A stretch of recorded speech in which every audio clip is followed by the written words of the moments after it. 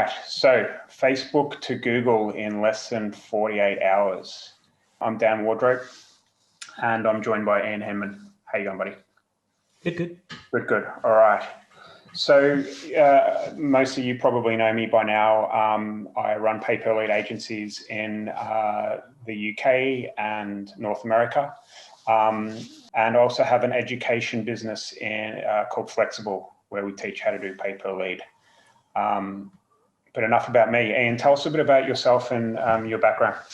Sure. So I've, when I was actually preparing these slides with you, I had to go back into when I started all this, and it was 2004 when I first started marketing online, and it was before WordPress, before Google, before a lot of stuff. And I was building sites with Google. Actually, no, Google had started because I was running AdSense revenue at that time, and that's kind of how I got started. And that moved into affiliate marketing.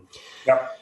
And learning SEO, a lot of black hat SEO. So I spent a lot of time in that up until 2012 when a lot of the black hat stuff got extremely difficult to do. And that's when I started consulting with local businesses and, kind of just sharing the knowledge I had. But then I quickly saw, being a performance marketer from the affiliate space, I saw the benefit to not necessarily working strictly on retainer, but selling leads, and more in particular, phone calls is what we were doing. So I know you talk about the rank and rent method a lot. Yeah. And that's kind of what we were doing before. It used to be Google Places. Now it's Google My Business.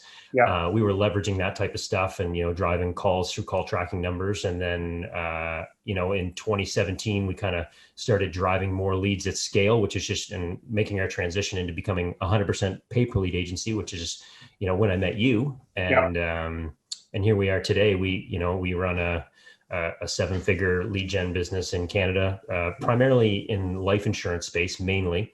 Yep. And most of that, as you'll see here, is now all coming off of Google, right? So that's me. So I've been around here for a while. Oh, wow. Yeah. It's a very similar story to me, actually, except I typed in make money online, I remember, in September 2009. And it's been 11 years since then. And it was the same with me. I started with affiliate marketing. Wasn't very good at that. And then I went into SEO and then used the same kind of methods that you did and got smashed by Penguin. And and then quickly realized, okay, well, I've got all of these clients. I'm now not really getting them much results. So how about I try and sell them pay per click? And that's kind of how my journey started. So very similar. Okay, cool. Interesting. All right. And why did I ask Ian to join? Well, this is, I think, one of the first times that, Ian, you've probably taught anything apart from consulting. Is that right? Yeah. Other than no, definitely. I'm doing more and more consulting every week now. It seems people are finding me for that, but not on that scale, no. Yeah. So Ian is probably one of the most active members in my group. And I think I said in the emails that I wrote for this webinar is that I'm doing my weekly calls. I'm speaking to people and they're like, Ian this, Ian that, Ian's helped me with this. And I'm like, bloody hell, who is this guy? What I'm meant to be the guru here, Ian. You're not meant to be the guy that's stealing all my thunder. You're the man, Ian's the man here. I've got to connect with this guy because, you're so helpful, you're giving and sharing. And I guess for me, and on behalf of all of the people that you've helped in my program, I'd just like to publicly thank you for everything that you've done for us. And I feel privileged to have you here so you can help, share some of this knowledge, this amazing knowledge that you have.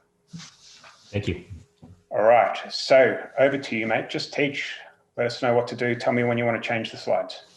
Yeah. Okay. Thanks very much. And I'm looking forward to this too. It was very interesting to go through this process because when you've done this stuff as long as many of us have, so much stuff is second nature, and you're not tuned into what that other people are like, whoa, what are you talking about here? Slow down, right? So it was a very interesting process to drill all this out into a format that I could explain to everyone here today and help people help people make the transition or at least diversify the way that I have. So I'll get right into it. So, the reason that I've had to create this sort of system and move over to Google is because not by my choice. We're no longer on Facebook. We were, it was about back in August, give or take the beginning of August. I was on my phone. I'm working away. My phone dings. I look at my phone and it's a Facebook email, which used to always make me panicked. But this time it didn't, because I'm used to it. You know, an account had been disabled, and I'm like, okay. So I got on Slack and I messaged one of our team members and I said, hey, can you get our appeal letter ready? You know, the canned appeal letter we had on Google Drive. We're going to put that in. So I go into Facebook and I find out what account it is. And lo and behold, there's two red bars there, actually. One red bar for our business manager, another red bar for my personal profile. So that was challenging. And I said, well, okay, not good. And then that team member I requested, she messaged me on Slack and says, I can't get into the business manager. I'm like, what? And she said, I can't. And so she tried to get into her personal Facebook profile, and she'd been removed from the platform as her other admin. So we had to learn fast, right? And there's a whole background story to what happened then. And we're still off Facebook, and I've kind of decided, we tried a few things, which we won't discuss here, on how to get back on, which most people probably have in their mind or have heard about. But we've decided to make Google our bread and butter now, as well as a little bit of native and things. We are still diversifying away, because the worst number in business is one network, one traffic source, one ad, one client, one anything, right? Right. So let's just talk a little bit about, so most people are aware of this, but Google has more inventory than any other network out there. Not only, I mean, sure, there's search, but, display is an ocean of traffic. Display meaning the banner ads you see basically on every website out there, as well as inside every app. YouTube's ad inventory is growing by the day. I think it's like 300 hours a minute it's growing by, theoretically, with the amount of content that's being uploaded there, right, every day. Yeah. And when you learn the Google platform, there are so many more levers you can pull beyond what Facebook allows you to work with. And we're talking about very few people I found in my consulting side of my business really get into the device targeting, or really modifying demographic targeting on Facebook. But the stuff you can do on Google is just next level, right? Yep. And this last point here is really, you don't want to be worrying about those emails anymore. I used to, I don't know if everybody still gets emails, we had about 60 Facebook ad accounts. So I was getting invoices every day. And the worst email I used to get was when I'd see, they were always, most of our accounts got billed at $1,108. I don't know why that, maybe that's everybody's billing threshold or something like that. Yeah. But when I got a bill for like $626, my throat would sink, because I knew why I got that, right? The disabled email was coming. So that, you don't want to be worrying about that anymore. And with Google, yes, there's policies. Yes, there's things to follow. Yes, there's things we have to look at, but they don't have the AI bots running around disabling things left, right, and center, kind of like some sort of schizophrenic crazy thing, right? So So let's take a look at this. So what we're going to jump into here is I want to help you take your most successful campaign on Facebook right now, the ad, the creative, the copy, and we want to migrate that over to Google fast. And the way that we did it first was we went to YouTube. We'd already been doing a little bit of YouTube training. Dan had some good YouTube training, which we used. And then I really dove deep into learning more and more and more. And what we're talking about here is we're going to look at how we can take your best Facebook ad and move it over to YouTube pre-roll ads. So like the ads that play prior to the piece of content you're looking at on YouTube, as well as discovery ads. So discovery, as Dan mentioned earlier, is the newest placement. So to the right of this slide here, this is just the image that I grabbed off Google, but it explains where this placement shows up. So it's primarily a mobile placement, which is great. And it shows up on the homepage of the YouTube YouTube app. So if you look at the left-hand image there, those sneakers, that's the YouTube app on a mobile device, and that's a carousel type discovery ad. Then we have the discovery placement on Android phones and tablets. And then we have Gmail. So those are the three places that shows up. And I'm going to talk a little bit about that. And we're going to talk a little bit about how we use search as well, but not the way you probably are used to it, because obviously CPCs are high in search. So let's start with YouTube. All right. So quickly before you move on, do you think discovery is kind of like Google's answer to Facebook ads? I think they are trying this a little bit, because when we look at these three placements they've chosen to use with the YouTube app, the Android device, and Gmail, one of the big benefits that Facebook has is it's a profile-based network, right? So they have, both Google and Facebook have a ton of data points on all their users. However, when you're on MSNBC, there's display ads on there, but the exact amount of data that they can gather on you and what ad they can show you is not as great as as good as say Facebook can target. When we look at these three placements, generally we're logged into our Gmail account when we're there, or whatever Google account we have, and the amount of data is a little greater. And these are all Google properties, which they 100% control, right? So we look at things like being able to target custom intent keywords and things. I think it is, yeah, Dan, it's definitely, they're looking at trying to, how can they combat that? Yeah, nice. Okay, cool. So in my opinion, YouTube is the next best platform beyond Facebook from a creative standpoint. One of the things I really have appreciated about Facebook is the almost non-limitation to characters and creative of what we can do. Obviously, there's certain things we can and can't say, but if you want to write a 10-word ad or a 1,000-word ad, you can do that. Most other placements, like people trying to transition over to say Outbrain, Taboola, Gemini, we've got character limitations with headlines. We really don't have any descriptions. So we have to let the image do the selling. And oftentimes it's hard to qualify a click. On YouTube, we don't run into that in the same way because we have so much more flexibility to tell a story with the script and the video and the imagery that we use, right? So that was, at least for my reasoning, the biggest reason I wanted to look at Facebook next, because we had spent a bunch of money on native and we're getting some results, but the YouTube, just the opportunity just seems so much bigger, especially with the mass amount of inventory, right? The other thing is that targeting is pretty similar, plus some more options, right? So, I mean, when you first launch your new Facebook campaign, you're probably not running broad unless you've got a ton of pixel data. So you're looking at, you're using insights in the audience inspection in the back end. You're trying to figure out what interests to target and things like this. And YouTube and all of Google kind of has that same thing with their in-market and affinity stock audiences that are available, right?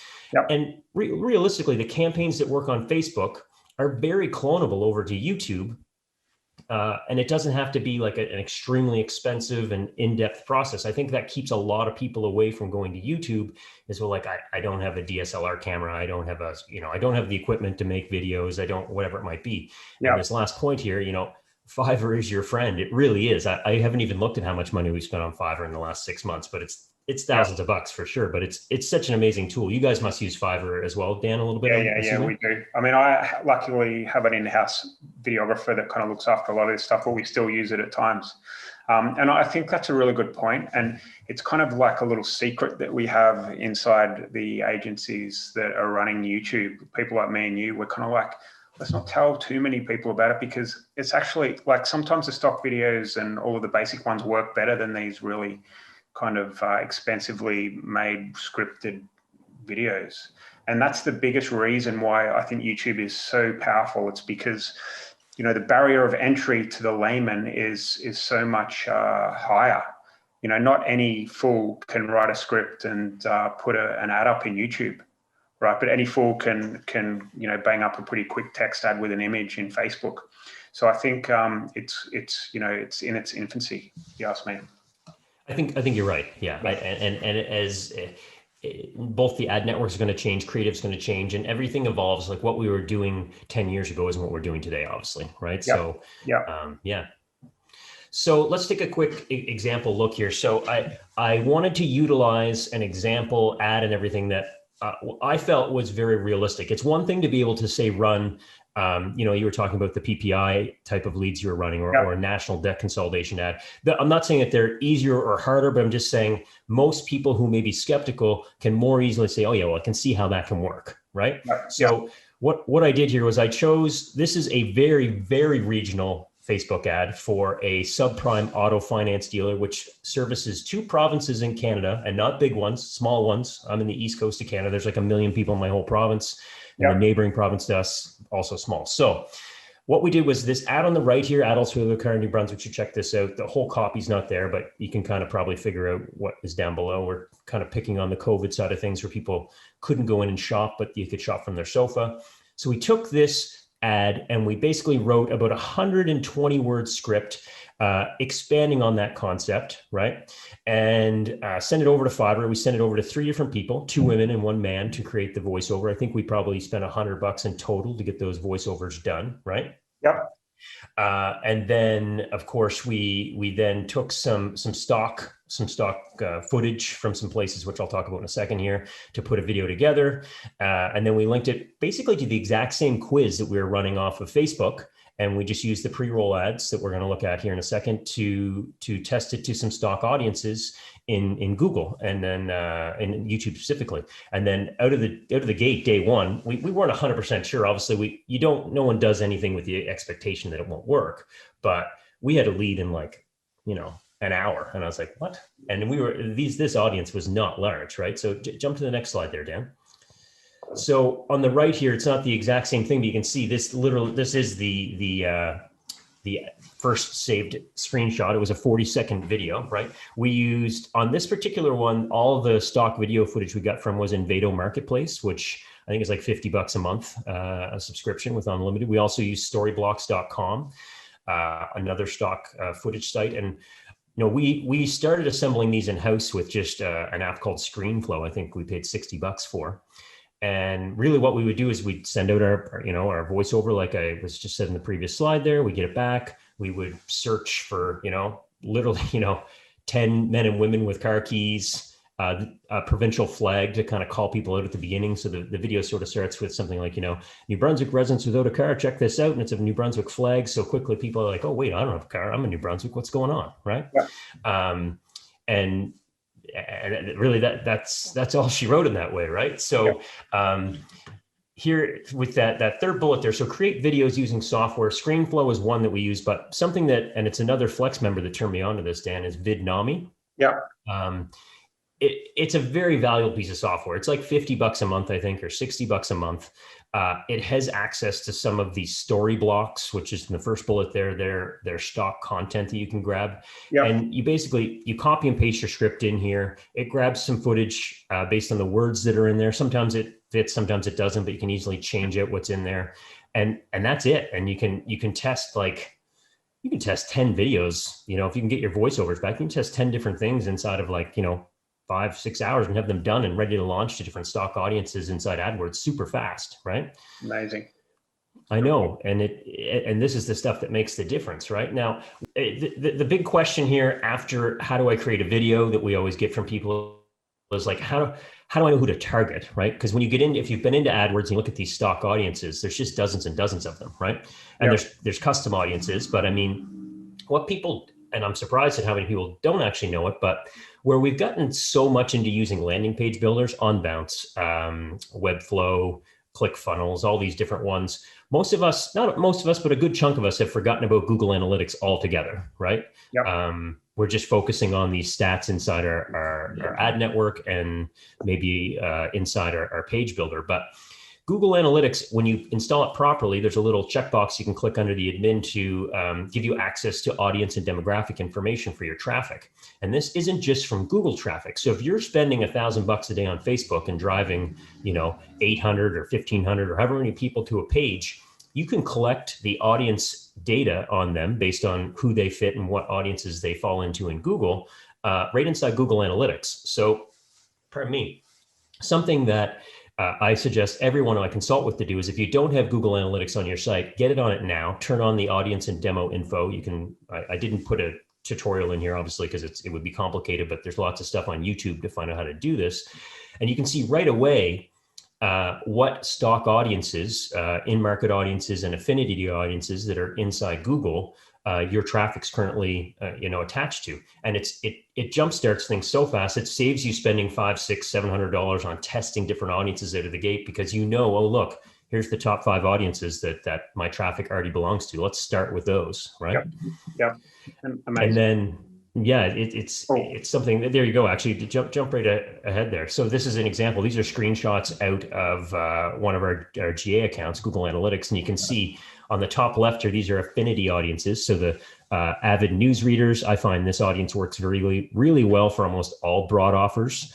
That's at the top. The 30-minute chefs, I'll be honest, it seems like everybody's in that these days. So I'm not, we don't use that a lot, but sports fans has worked really well in life insurance, business professionals as well. And you can see, and on the right here, we've got the in-market audiences. So these audiences are made up of it's what Google knows about people, right? Like, what have you been searching for the last 30 days? You got to think Google Analytics is on, I don't know, let's say 90% of sites. So they can tell what's happening here around the web. So if you're shopping for a new roof, for instance, and you've searched it in Google 3 times, reviews, you've been to a few contractor sites, you're watching videos, they can feel pretty confident that you're in market for a roof. Yeah. Or at the very worst, you're kind of starting to think that you want to start a roofing company, but chances are you're looking for a roof, right? So yeah, exactly. This is big thing. Everybody go do this now. If you don't have it, well, not now, when we're done this webinar, but after that, go get GA on your site and turn that on. It takes about 2 or 3 days for the data to populate, but once it's there, it's a real great insight into what's happening. So can I ask a quick question?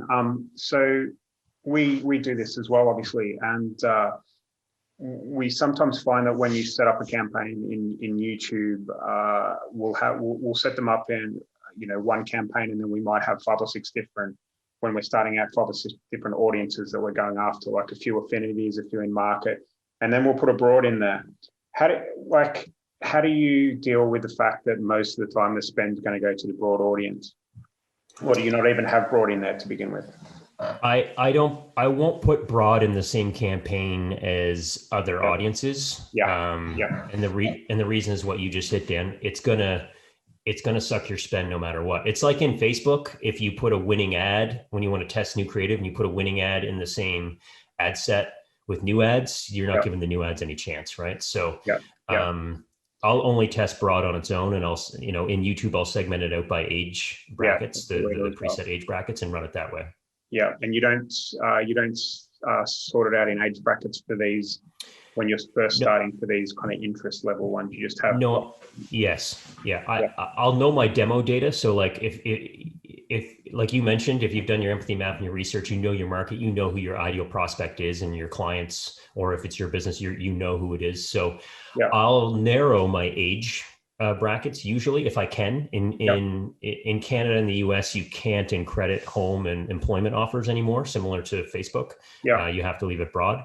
But if I can, I narrow it. But I'll have, say, 5 ad groups. Each ad group will be testing a specific audience. The only time I'll overlap audiences is if I'm in a really, really tight geo, and we're trying not to do that anymore, but we are in some of them with life insurance in smaller cities and provinces. But generally, we'll try and make ad groups one individual audience rather than overlapping them, because the same thing happens. One audience pulls the spend and the other one's not getting a fair shake, right? Interesting, because they don't have the equivalent of in Facebook where you can evenly allocate the spend between different ad groups, do they? Not really, no. Not in the same way. That's frustrating, isn't it? Yeah. I wish they did do that. Anyway, all right, I'm interrupting. No, it's okay. Go ahead. Okay, well, and this is exactly what we were talking about. So that would be an example set up there on the right. We're testing 5 ad groups, right? But this is exactly what you just said. Look at the top one, right? So that avid news readers is running 76 conversions for that time frame, and those other 4 none.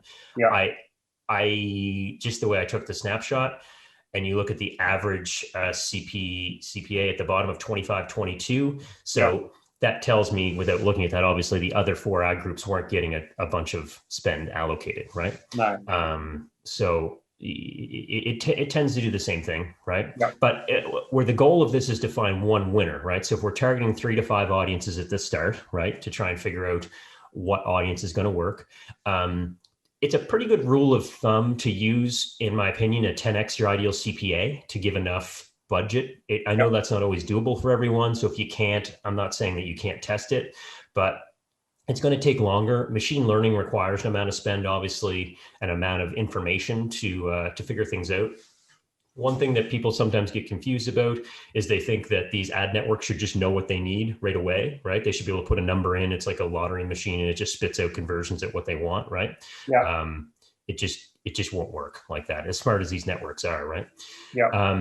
Something that I know you always teach, and it's very important, is you always want to be optimizing for conversions, at least in this style of campaign we're doing with YouTube getting started.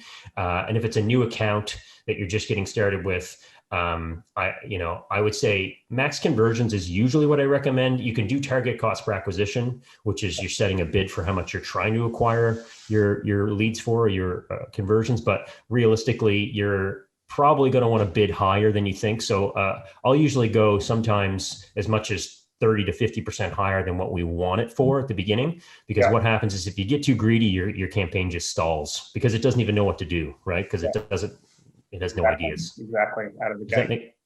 yeah. Have you guys found that too? Yeah, that's exactly the same as us. The other question I have is, so there's other 4 audiences that aren't spending. Do you rule them out or do you test them again? Because you just immediately go straight into like digging deeper into avid newsreaders, or, what's the deal there?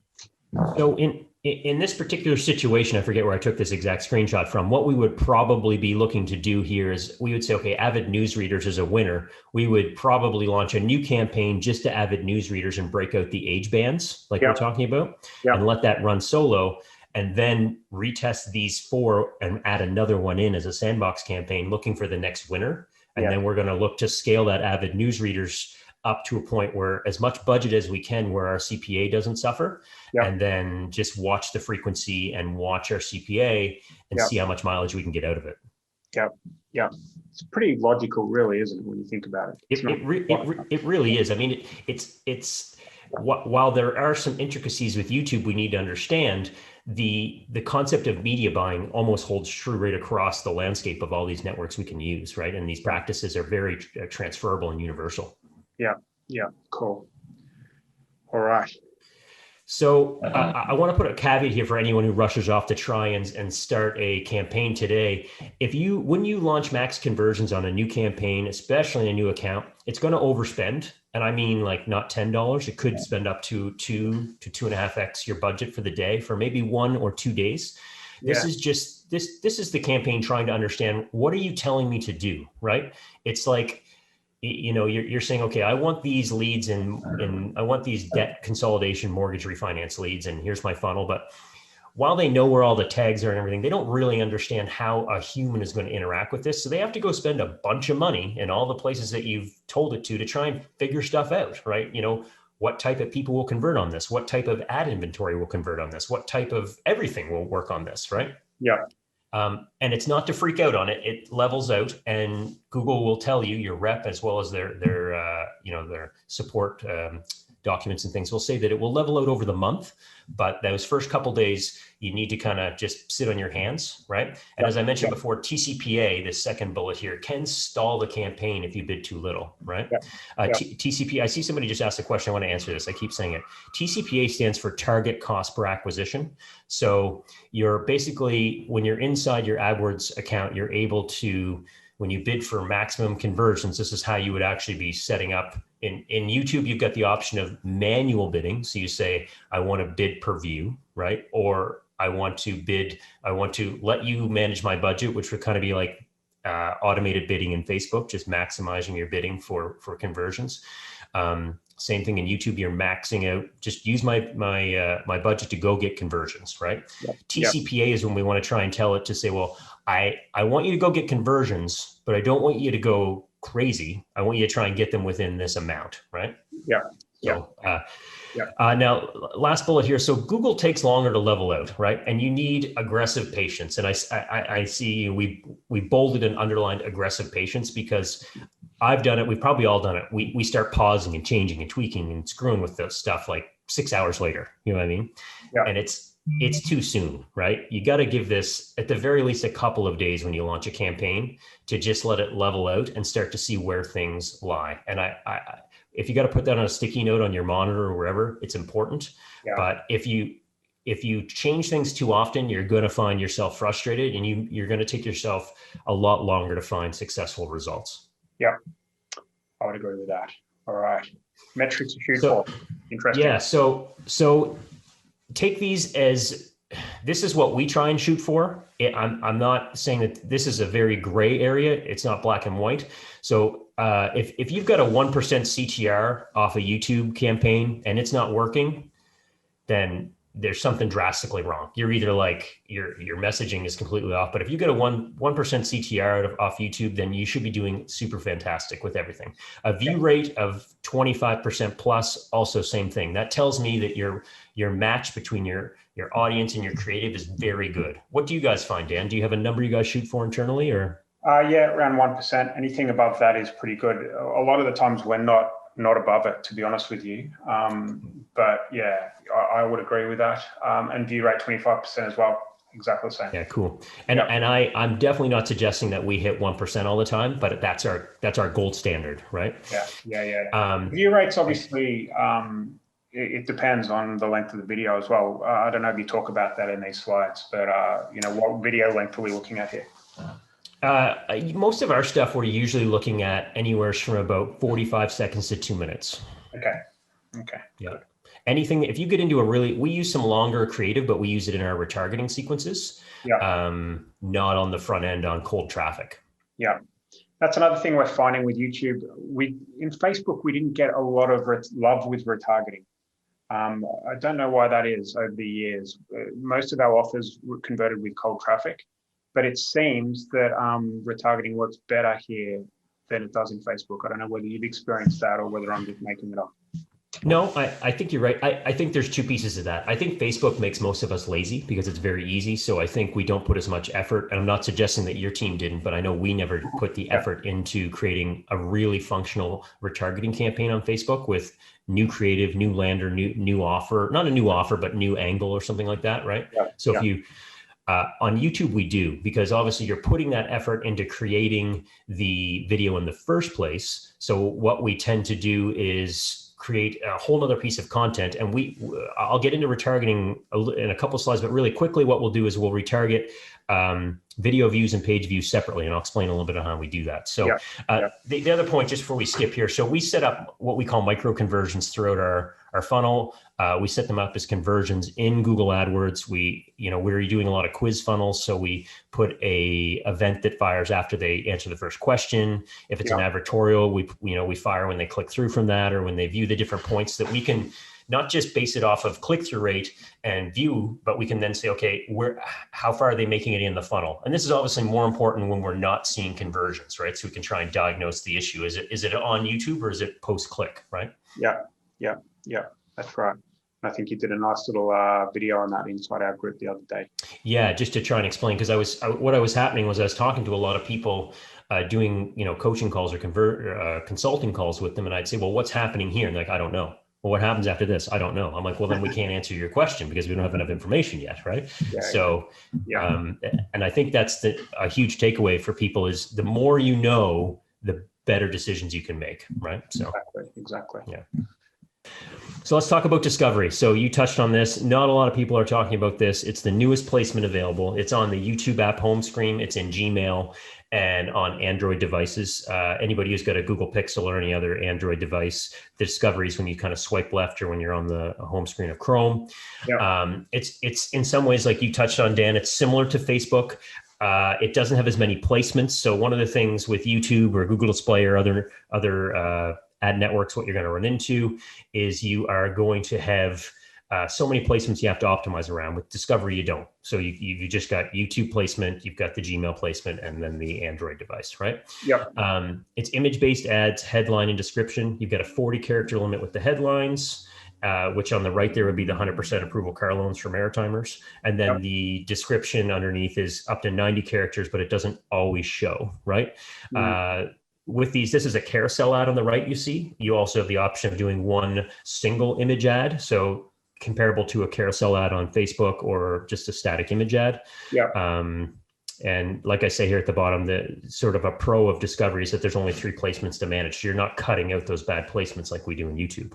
It's interesting, Discovery. A little success story. I put one of my students onto it. I don't know whether you've spoken to him. His name's Esh. And he's in one of the... I talked to him last Friday about this, actually. He was asking me something on it. So he's got his Discovery campaign down to £7 per lead. That's awesome. Which is way cheaper than Facebook and at scale. And the clients, they're falling over themselves to buy these leads at the moment because everyone's accounts are being banned left, right, and center. Nice. They've created WhatsApp groups. Like they're just the best thing since sliced bread, and it's all down to discovery. So it's pretty cool. Yeah, there's policies to follow, but I find that a lot of the stuff that would just get you slammed on Facebook isn't happening on Discovery with basically the same copy, right? So I wonder if it's going to change. What are your thoughts? I think that everything is going to change in that, like, next year, and everything's going to be about the same as this year. Things are always going to change. It's the industry, right? So I think it's totally going to come down to how the platform is used, and Google definitely polices discovery more so than anything else. And I think it's because of where it's showing up. So I think we've got another several months, because it's not overly used yet, of quick approvals and things like this. I would say within a year, we probably start to see a little more restriction placed on it. They may have more of their ad team reviewing things, but right now I can see review process is longer. So they're definitely getting probably manual reviews, not bot reviews.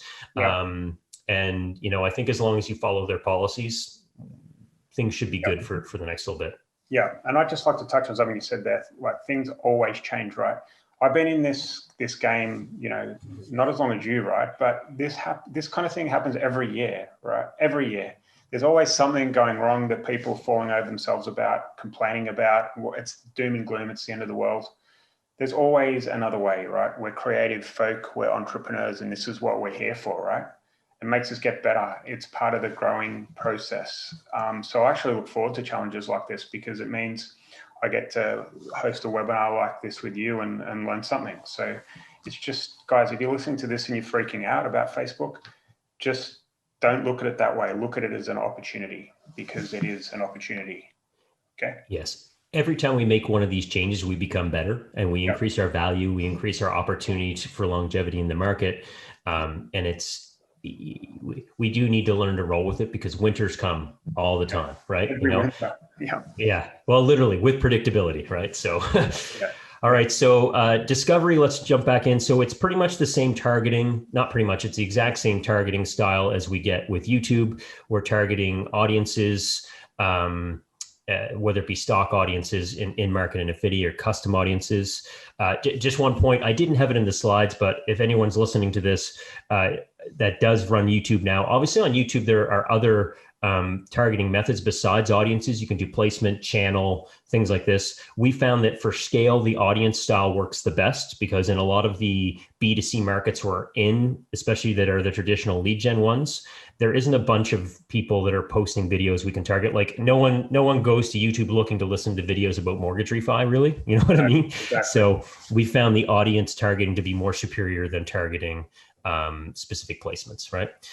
So sorry, go ahead. Or keywords, right? Yeah, or keywords. Yeah, I haven't had a ton of success with keywords in the lead gen space.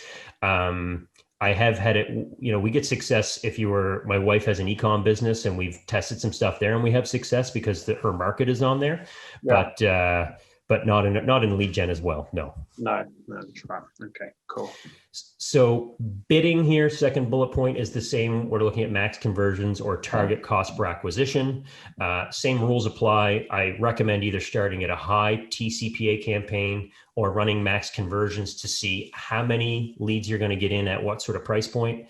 Our rule is always usually, if we start at max conversions, Google says if you get 50 plus conversions in 30 days, look at the average cost per acquisition, the average lead value, and then look at switching over to TCPA after that point and bid a couple dollars higher than what your average conversion was for the last 30 days. That is usually the rule of thumb we follow. Start on max conversions, let it run for a month, see how it levels out.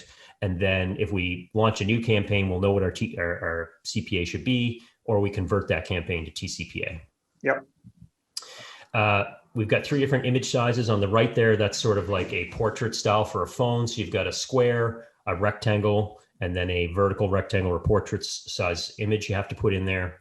Then we've got 5 headline options and 5 description options. And we are limited by characters, but 40 characters is a lot better than, say, the space you get in YouTube to post, which is, I think, is it 15, Dan? I'm forgetting right now, but I think super small. 15 characters, I think, in YouTube, right? Yeah. And then they've got some buttons there predefined, like learn more, get a quote, apply now, that you can put below that. It's kind of like a dynamic ad in Facebook, isn't it? Where you get it's very much like a dynamic ad in Facebook or a responsive ad in Google Display Network. They've got a preset amount of space, so they have to limit that those characters for you, so that if any ad fits in that placement. Yeah, one thing that we've learned over the years is that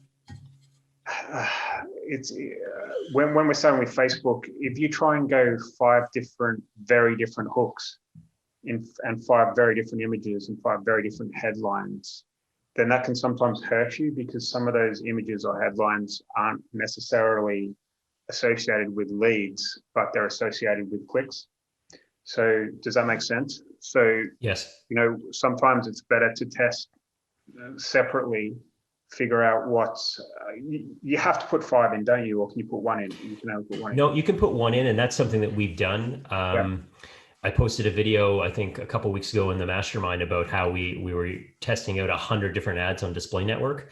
And we were doing something similar with Discovery as well, creating actually a Discovery ad with just 1 headline, 1 description, 1 image, but doing that multiple times. The drawback is the review time in Discovery is a little bit longer, but you don't have to use all the places. No. That's interesting, because we found sometimes, especially in Facebook, we only really move to dynamic when we've got stuff dialed in and we make small variations and we know what's working, rather than big variations. Otherwise, it'll suck up the spend to stuff that doesn't convert. Yep. Right. And I do find sometimes too many changes you can confuse it, and then the campaign pauses for a bit, right? Almost like not physically pauses, but you're like, why is it stalled today? So yeah. All right, let's hit the next one. All right, next one. Yeah. Okay. So how we use Discovery is pretty much bang on the same way we're using YouTube. We're going direct to a quiz or a lead capture, or we're going to an advertorial, which then goes to a quiz. We test both, and we have both working successfully within an acceptable KPI, right?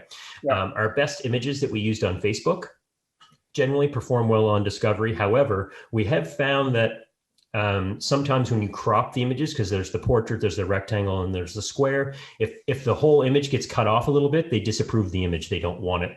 They don't want a sort of a messy looking image to appear on those placements, if that makes sense. Okay.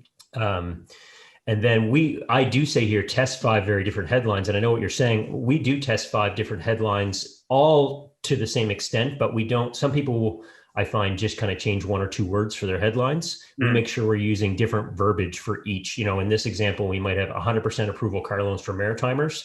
Another one might be like 60-second pre-approval quiz, take it now. Another one might be like New Brunswick adults without a car, check this out. They're all leading to the same thing, but we try not. We want to be able to say, oh yeah, that messaging worked versus the other one, if that makes sense, right? I found that with our Discovery campaigns that it's hard to. There's not much data that you can dig into on the creative side, is there? No, there isn't. And that's another reason. So when you actually look at the data on Discovery, it'll tell you, it gives you like a poor, good, and best rating, right? Which is super ambiguous. So what we tend to do is we will let a ad with 5 images, 5 descriptions, 5 headlines run. And then we'll look at what ones say they're the best rated, and then we'll break that out into a new one with 4 more images similar to the one that was the best, and then maybe slightly variations on the best headline and the best description. And then we'll go back to the drawing board with another new ad with 5 different headlines and 5 different descriptions. But we'll do that in a whole nother campaign, or usually another campaign, and treat that as sort of a sandbox. Because when you got a winner, something that you have to be super careful of, and this is on every platform, is don't get stuck in testing mode and never scale, So if you find something that wins, step on the gas and push it and let it go. Don't be like, oh, maybe I can beat it. No, put it in its own thing and let it operate at its optimum performance, right? And then test somewhere else, if that makes sense. Yeah, that's right. Okay, cool. Yeah. Next one. So Next one. Okay. Targeting. So our targeting strategy for Discovery is pretty much the same. We'll usually, when we find stock audiences that work on YouTube, or if we're testing 5 particular stock audiences on YouTube, we do the exact same thing over on Discovery. We'll test, say, the 5 audiences in both places with similar ads, right? But another thing that we've done really well is we're leveraging Discovery for retargeting. And what we do 2 different ways. So inside YouTube, or pardon me, in Google, what you're able to do is when you connect your YouTube channel to your Google Ads account, is you can start to build audiences of video views of who watches either particular videos or any video as an ad, or there's a whole bunch of combinations you can set up. Yeah. If they only watched the video but didn't click the ad, then we can assume that we can run them probably to the same lander with a slightly different video or a slightly different ad over on Discovery, because they haven't seen the lander yet. Yes. And this is what I mean, where people sometimes get lazy on Facebook for retargeting. Yes. They're trying to run to the same lander, but they already saw that lander, right? So like if they didn't convert the first time, yeah, there's a few that maybe just didn't have time or whatever, but it didn't resonate with them enough for them to take action, right? Exactly. So what we'll do is we'll retarget video views with a different ad to the same lander. We do the same thing on YouTube. We'll go to the same lander, but a different video. Yeah. And then we'll retarget page views. If the original ad was going to a quiz, then we'll retarget them with an advertorial, right? Or vice versa. If it was an advertorial, we might retarget them to a quiz or a different advertorial, but we make sure that if they viewed the page, we don't show them the same page again, if that makes sense. So it's I don't know whether you find a way around this, but from memory, you can't advertise to people who have seen like 75% plus of a video on YouTube, can you? Not the same way that you can on Facebook when you've got video views to be like 25, 50, 75%. No, but I've found that video view retargeting is extremely lucrative for us. Yes. I agree. All right. Optimizing. Yeah, so optimizing our discovery campaigns once we've got them going is it very much mirrors YouTube. So we're looking at what audiences and demographics are working. We don't do anything with placements because we can't, but we'll exclude a certain demo or age if it's not working within our cost per acquisition. And then we'll shut off audiences that aren't working. Our goal, of course, is to find those one or two audiences that we can scale, right? And really push the budget into. We'll look at our creative elements like we discussed on the previous slide and look at what headlines, what images, and things like that are working. And we'll usually break those out into a successful, sort of a winning ad, we'll call it, with the winning elements. And then we'll continue to test in another area, right? Same as YouTube, we'll watch our location report and see if we can exclude or modify certain things to stop spend from going to places that just doesn't seem to be converting. And in terms of click-through rate, we're looking at 3% or better off of discovery in many places, right? And that seems to be our sort of standard. We've got some that are way off the map there too, but I've found anything under about 1.5, we've got a problem. And that's usually, it's either the audience or the creative, one or the other, and you can usually determine which one it is. But because it's only in a couple of places, there's no placements to adjust. They actually don't even give you data on placements for discovery. You can't look at what's coming from YouTube versus what's coming from, but I'm okay with that because that's one less thing we have to worry about. So it's in its infancy, really, isn't it? It really is. Yeah, it's not that old at all. It's only just now I'm starting to see, other people start to blog about it, right? So exactly. Yeah. Quick start list for discovery. So what we're looking at here is, again, same idea. We're taking our best Facebook ads and converting them over, most times with the same images. We use Canva to convert them into the 3 different sizes really quickly, creating our 5 headlines and 5 descriptions and getting them up there fast, right? We found that you can use the exact same lander as we've used on Facebook, and it worked usually right out of the gate. If it didn't, it was usually a mismatch with targeting the audiences, right? Back to previous slides when we talked about using Google Analytics and things like that to figure out what audiences are working. We'll usually test the same 5 audiences in Discovery as we do on YouTube. And then we'll sort of watch after 5 to 7 days about what creative's working the best. One note on the creative is it takes a few days for the Discovery creative to show you what's best. Most of them will say pending for the first 3 or 4 days, unless you're getting hundreds of clicks a day on your ad, in my experience.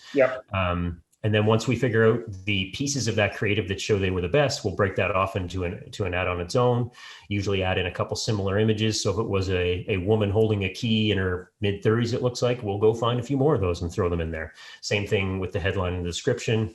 And we'll kind of set that as our control and try and beat the best image, headline, and description from the original ad.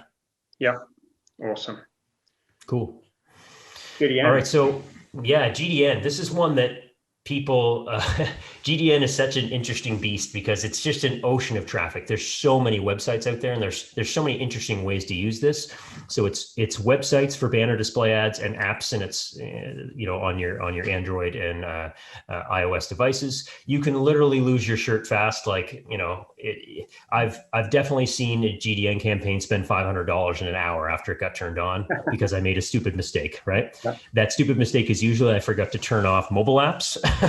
Yeah. And but even then it's challenging to run as a cold traffic source. So 90% of our use of GDN right now is for retargeting, and we're doing it to a different lander. So an example ad here on the right here, Saskatchewan homeowners. This is for an HVAC rental company. It's in several locations across Canada, and we're running this on YouTube. We're running this on Discovery, but then what we're doing is for non-converters, for video views and page views, we're sending them to a separate advertorial off of GDN. So we're not running it cold, but what we're doing is taking our 30 to 60 or sometimes even 90-day viewers, and then we're retargeting them with this type of ad right across the web, wherever they're at, and we continue to follow them. We set a frequency cap, so we make sure they only see it, say, half a dozen to 10 times a day.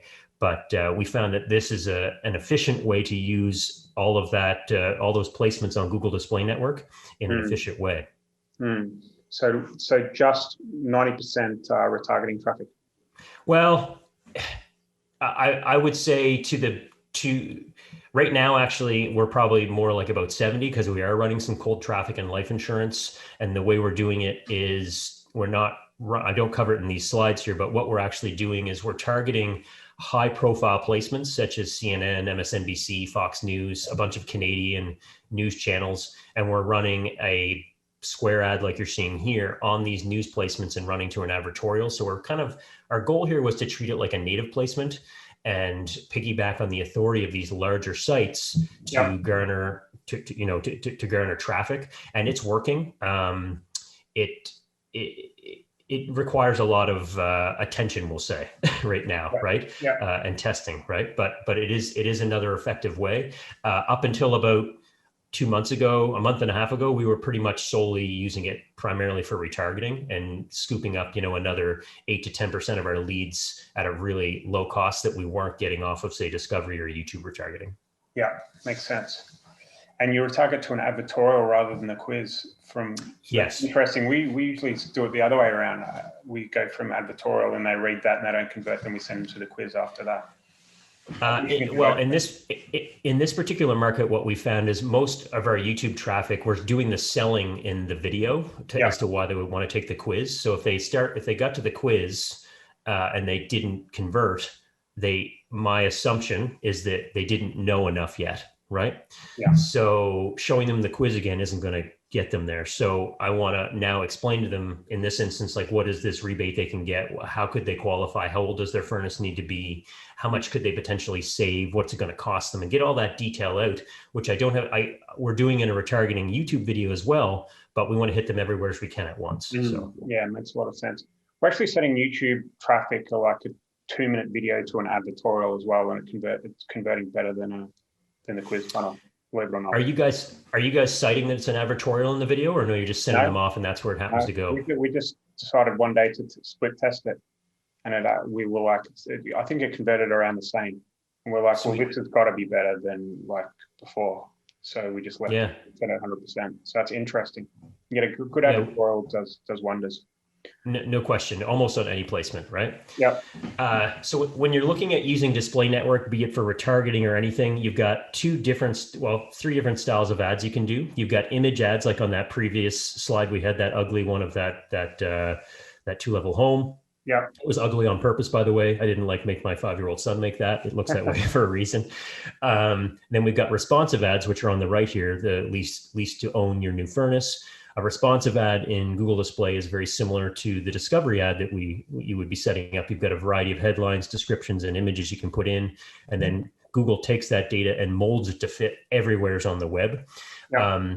it's good and it's bad. It's good because it's quick, but it's bad because it will blow through a lot of spend. It's been proven time and time again that the medium and large square sizes tend to get the best click-through rate and the best results across the web. So we find starting with an image ad to be the best place to figure out what works. And then once we know what's working, we'll launch responsive in a separate campaign, usually, so that our square image ads still get some spend, right? Yeah.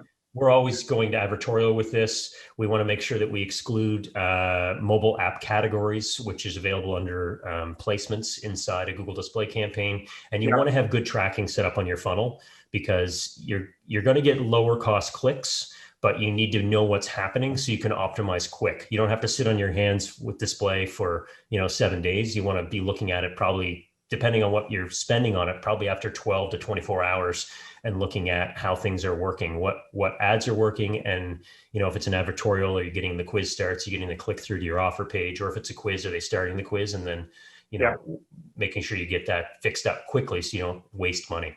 Yeah, cool. Now, this is just a little hack here I mentioned this already about targeting specific news sites. This is another effective way that you can do it. You can also target your same affinity and stock audiences on there, generally to an advertorial as well. Going right to quiz off display will probably burn a lot of money with very little result in my experience, right? The other thing that you can do is you can use some expansion on your retargeting audiences inside Display Network to, let me back up here. Have you done anything on display yourself, cold traffic wise, Dan? Yeah, we have actually. We've actually sent traffic to quiz funnels as well from display. Okay, and has it worked within KPI? Cool. It's one of those things that you kind of like. It's when things are working on another platform, like on YouTube, for example. Doesn't make sense. Like there's not enough leads to be able to go and try and master another one. Do you know what I mean? So we've always kind of had Google as one of those kind of things. The GDN is one of those things that we want to kind of master, but we haven't had to, because we're getting enough volume from the easier places to get leads, right? Yeah. And I think that's where we know how to use it for cold traffic as well. But I think that's why we try and hang our hat on the discovery and the YouTube placements, because we're not trying to make it hard for ourselves, right?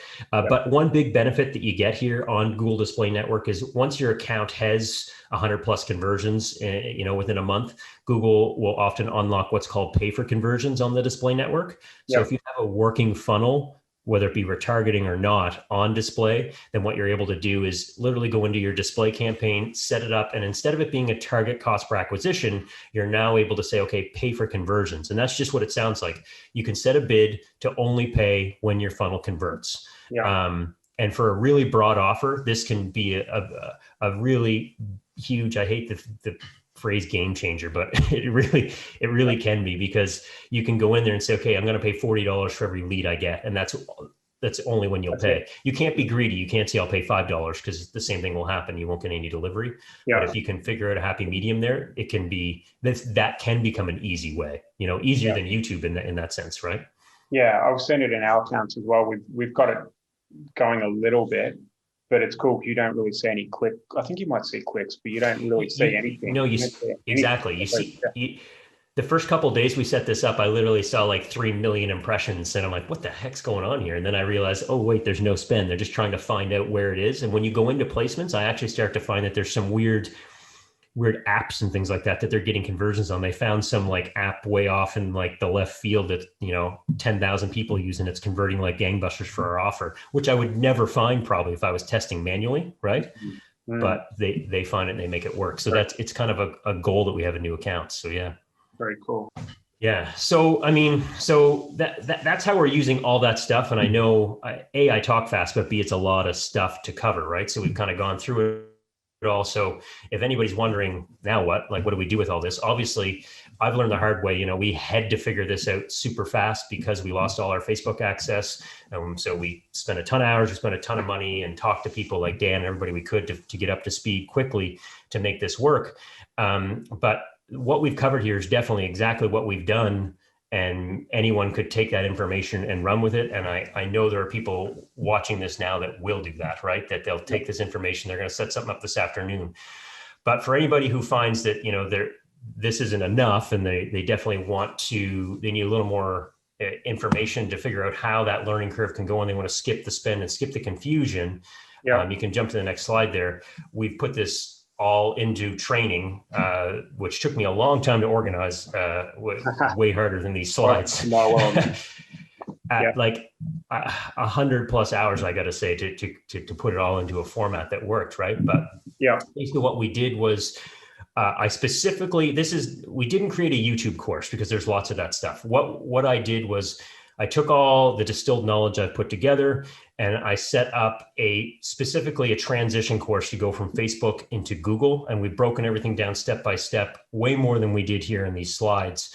And we've created 30+ videos, and I'm creating new videos every day still, because I get an idea and I'm like, okay, yeah, I'm going to go do that. Right. I'm going to put that in there because I learned something new. So, we've got tutorials on how to do it. We've got lots of expansion on what we talked about here.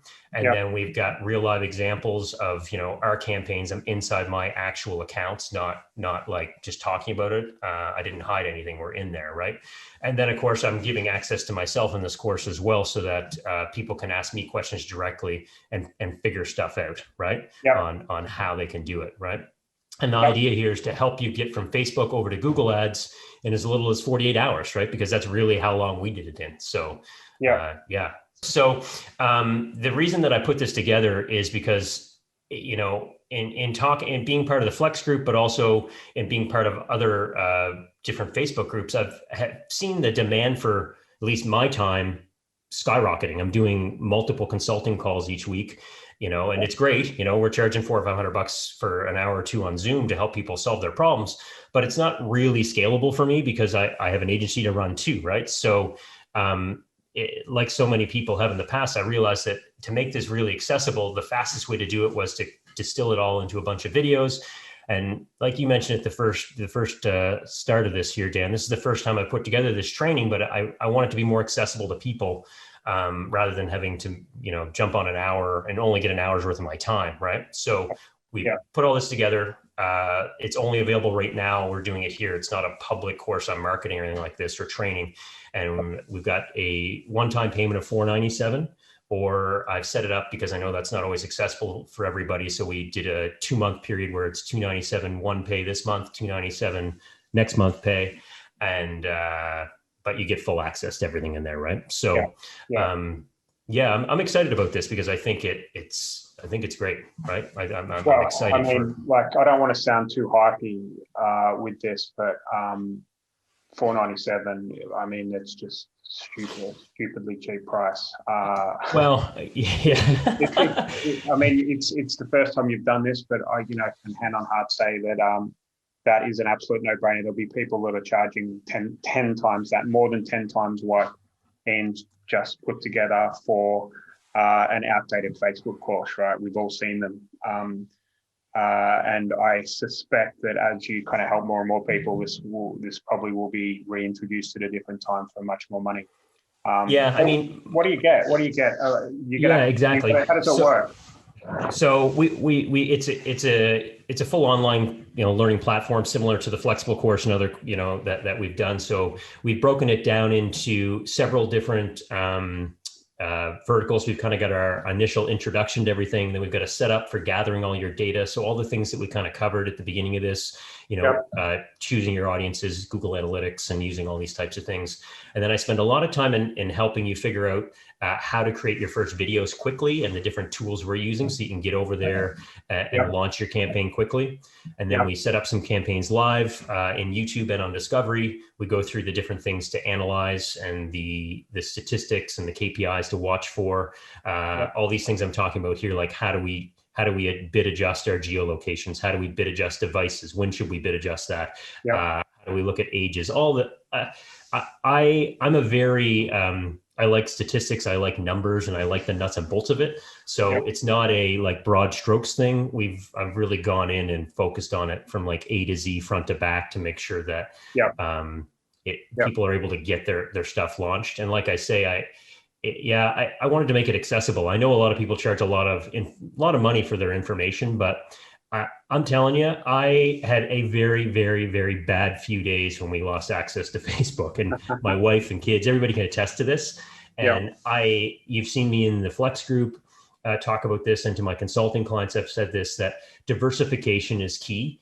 And I think that, what I'm showing people, I don't have any ninja secrets that aren't out there. You know what I mean? Like you can, and same as you, Dan, like none of us are, it's all out there. Right. Yeah. But the reason to do this, and I'm a big proponent of this, I pay a lot of money for education to other people. I hire coaches, I do all that stuff because it's so worth my money. The time that the money we lose in the time when we're trying to solve it ourselves or seek it out, if we can learn from other people's experiences and jumpstart that, we can save weeks, months, years in some cases. We can save our business in some cases, right? If that's what has to happen. So it really, I agree. I mean, obviously I created the content, so it's easy for me to say it's a no-brainer, but that's why it's priced at this price point. I want it to be accessible for everyone at different levels. And I know we've probably got a variety of people on here that have big agencies, small agencies, and those that are just getting started.